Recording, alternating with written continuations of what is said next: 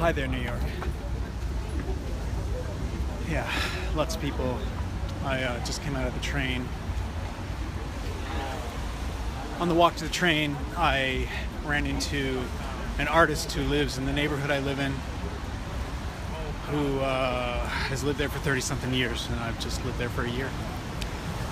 And so we talked about that, and it got to me talking about how I was just in this meditation retreat for a while, and came out, and the world was a totally different world.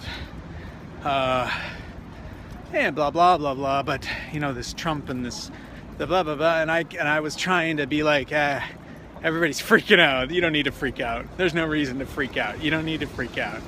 And of course, you know, I've been out of Samsara rehab now for 3 weeks or something, and I've been looking at the Facebook, and I've been listening to people. And it is a nightmare, and it's totally worth freaking out about it. I get it. But I reminded him. I mean, this is something that resonates with me, and it can probably be put into lots of different languages. But one of the ways the Buddhists say it is that this realm we're in, samsara, this illusion of life, we're manifest right now in the human realm, which there's a lot to be said about the human realm. But one of the laws of the human realm is a balance of joy and misery. And I said, as we were talking about the scenario with the presidency, and not even the presidency, just the regime change, the reality change, he was like, it's just sad. It's just sad, really. And I said, yeah, but it's always been sad. And he said, but not like this. And I was like, no, this is a new channel of misery.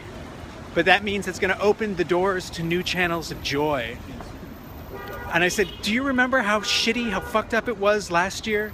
10 years ago, 20 years ago? Surely you remember how fucked up it was 30 years ago. It's always been a tragic shit show, humanity. I mean, it always has.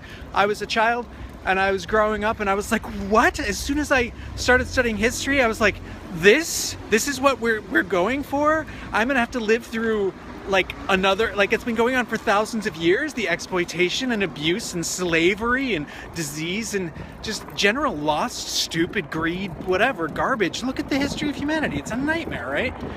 And so I traveled to try to figure out why.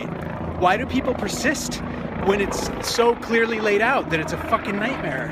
And the answer I found was basically have a beer, smoke a joint, watch some TV, dude. Chill out, it's fine. But more along the lines of we're here, we're having this scenario, and there are those of us who are, well, we're all agents. We're all agents, and some of us are agents of what we perceive as joy, and some of us are agents of what we perceive as misery, control, fear, hatred, anger. And if you're aware, you can make that choice. I mean, I was reading a friend's tale of getting his hair cut in America. That is to say, not New York City or San Francisco or LA. I don't know. I kind of think of LA as America, but it's different. But he was upstate somewhere in a mall. That means America to me. Anywhere USA. And you know, assuming that he was just talking to somebody who believed his viewpoints, and then she didn't. And she made fun of him for being a whiny liberal, but tried to be a human, and he tried to be a human and listen to her, and it was difficult. It's difficult. But we have different ideas of what it means to be happy. And I don't think anybody really wants, well, no, there are people who want to make a gigantic swath of the world suffer or just die. There are people. I've been looking at that on Facebook too, and there are people. Yeah, they want to kill everybody. It's all right.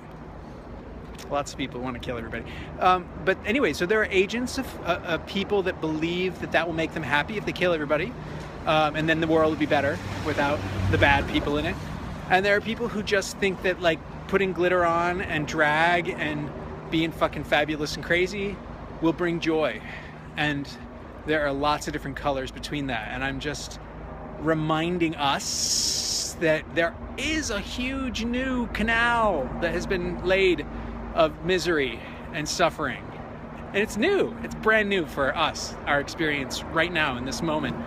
And there's also gigantic new chunks of roots, of branches of joy. And it is our job to mine those, and to smelt those, and to sculpt those, and to show those. So don't forget, happy holidays, happy fucking New Year. I'm gonna go eat some food and watch a play, because that's what we do in New York. We talk about new subway lines. We make money. I'm sorry, this world's crazy, but I love you anyway. Okay, I'm gonna go be with a real person now.